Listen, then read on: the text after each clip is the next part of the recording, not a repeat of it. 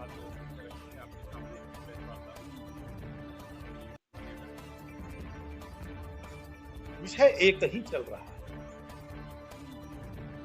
भरतपुर से 200 किलोमीटर दूरी पर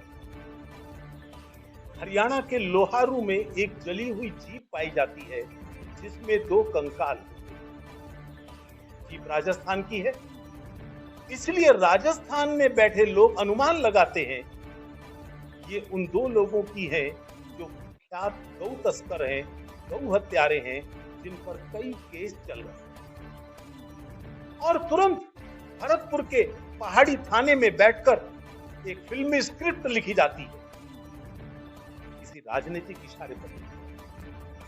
वहां की एक मंत्री, उसका भतीजा वहां बैठकर लिखवाता है और उस स्क्रिप्ट में ये पाया जाता है कि इसकी हत्या करने वाले हरियाणा के बजरंग दल के लोग। ये वो नाम है जो चर्चित हैं, संपूर्ण मेवात, संपूर्ण गुरुग्राम जिनके नाम से परिचित है। लेकिन कोई मानेसर रहता है, कोई होटल रहता है, कोई पलवल रहता है, कोई हथीन रहता है, और उनके नाम लिख दिए जाते हैं। सारे मीडिया में शुरू हो जाता है बजरंग दल ने हत्या की है। बजरंग दल कहां से आ गया, ये ध्यान रखना। हत्या हुई है कि नहीं, इसकी कोई जांच नहीं। ये वही है कि नहीं, उसकी कोई जांच नहीं, और रिजल्ट पहले आ गया। राजनीतिक दबाव, मुस्लिम वोट बैंक प्राप्त करने की इच्छा, अशोक गहलोत का मुस्लिम प्रेम, इन सब ने बाध्य किया कि इन 5 नामों के ऊपर आक्रमण किया जाए। और राजस्थान की पुलिस तालिबान बनकर उनके घरों पर पहुंचना शुरू कर देती है। और नगीना से आगे एक गांव के अंदर श्रीकांत नाम का एक कार्यकर्ता रहता है, उसके घर पहुंच गई।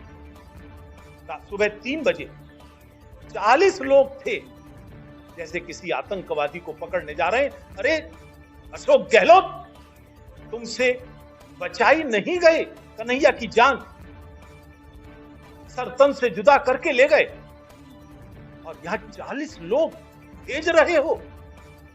और वो कहते हैं दरवाजा खोलो नहीं तो गोली से उड़ा देंगे। धक्के मारकर दरवाजा तोड़ा जाता है।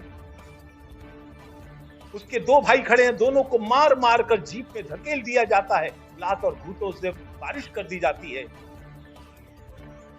श्रीकांत के कमरे में उसकी पत्नी लेटी हुई है, 9 माह की गर्भवती। दरवाजा का तोड़ा जाता है कि खोलो इसको, और जैसे ही दरवाजा खुलता है, एक पुलिस अधिकारी धक्का मार देता है। वो नीचे गिरती है और उसका रक्तस्राव हॉस्पिटल में ले जाने पर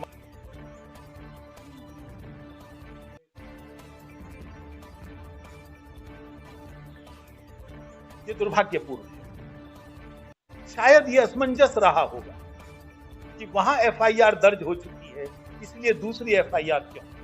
ये असमंजस कई बार आता है, और ये असमंजस सरकारी लेवल पर नहीं, कई बार प्रशासनिक लेवल पर आता है। लेकिन आज जब उनको ध्यान दिलाया गया, एफआईआर वही होती है जिसे हम प्लेस ऑफ इंसिडेंस कहते हैं। या तो ये कहो कि वहां से मारकर वहां जीपे जलाकर यहां डाल दिया, इसलिए वहां एफआईआर हो गई। अरे जीप यहां पर है, वो कंकाल यहां पर है, किसके हैं ये जांच करिए ना। लेकिन ये जांच स्वतंत्र रूप से अशोक गहलोत, उनका इतिहास बताता है, उन्होंने हिंदू समाज के साथ